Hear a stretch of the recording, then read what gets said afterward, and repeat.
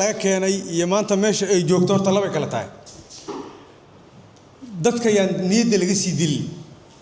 meesha aan maanta joogno see uu gudbi karna aan ka hadalno baraawo marxaladda ay soo marto waxbarasho waa la ogyahay hal iskool al-nuur leeyahay laga dhigi jiray maanta meeshaan joogno u jadiid ilaahay ha loo mahad celiyo horta marka koowaad marka labaadna macallimiinta yaan culays la saarin dhaqaale ay wax ku furdaamiyaan ma hayaan macallimiintu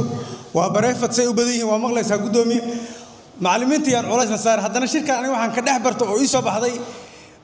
isku xirnaan la'aan ay jirto ama isla xisaabtan la'aan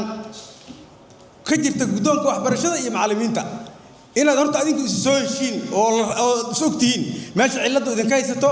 ma ardayda ma macallimiinta ma maamulayaasha horta soo ogaada sababtoo su'aalo adinka aad leedihiin dadka weydiiseen adinkaan iskala su'aashaas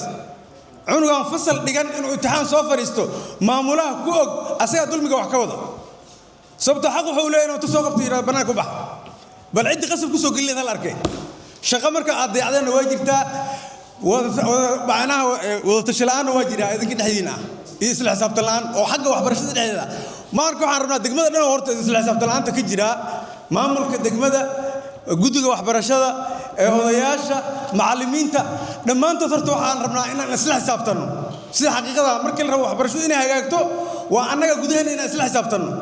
odayaasha waxaa laga rabaa inay maamulka degmada la xisaabtamaan maamulku waxaa la rabaa guddiga waxbarashada inay la xisaabtamaan guddiga waxbarashadana waxaa laga rabaa inay macallimiinta la xisaabtamaan isla xisaabtankii horta meesha ka maqan laakiin maanta meel fiican aan joognaahe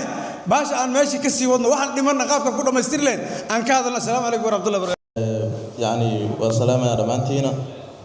إن شاء الله سؤال دور آخر سؤال هذا متى لكن هذا ما دام وقتي قاعد ويري هاي لو سؤال هذا عن قدوم كويدين دونا إن شاء الله سؤال شو هو رسوحاوي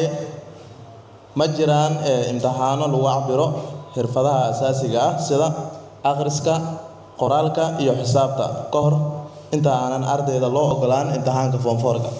وحاجر أرضي يعني فور يعني فدية هذا الفرتيس يعني وقتها يعني كلاس وان قف فدية وكله سؤال شكلنا أوي توهيتها هي تنلوات وحاجر معلمين أو دقمو يعني شقيان أو إلا هذه أفرضن سنة صدن سنة يرفض له هذا نصدق كله أو مشارع عن قادنا عمبو يعني عمبو مشاريع كل شقيان إلى صدن دور أفرضن دور حلقة أو معلمين كلا لقى كانوا أو يعني وضمضة كلا لقى كانوا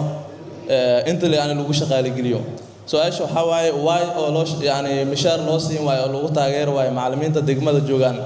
أو حلقة معلمين تكلا حاجة لقى كنا أو مشار في عن لسيو كون مشار عن قادنا مو يعني مشار يركو شقيان سؤال شو أنت السلام عليكم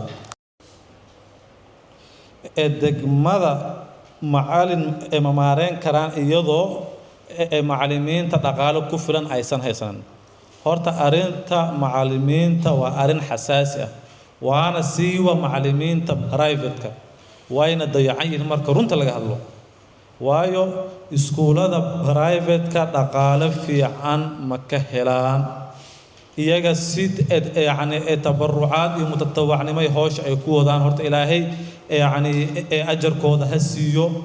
inta badan iskuulaadka private-ka inkastoo ay kala yihiin laakiin inta badan يعني waxa sababayna school private marka la furo waa in maamulaha iyo macallimiintiisa isku xirnaadaan qaabka iskuulkaas loo horumarin lahaa iyo dhaqaale loo sameeyo iyaga laga horta sida ay saxda ah waayo qof ku qasbay inuu iskuulka furo major isaga furtay marka iskuulka wuxuu isku bixin karaa marka arday badan ee uu helo uu isbixin karaa taasina waa sababta keenta hadda sanadkan aan dhaheeno waxay gelin fara badan sameeynaa si iskuul walbo ardayda ay u buuxsamaan taasina waxa isla kaashanaynaa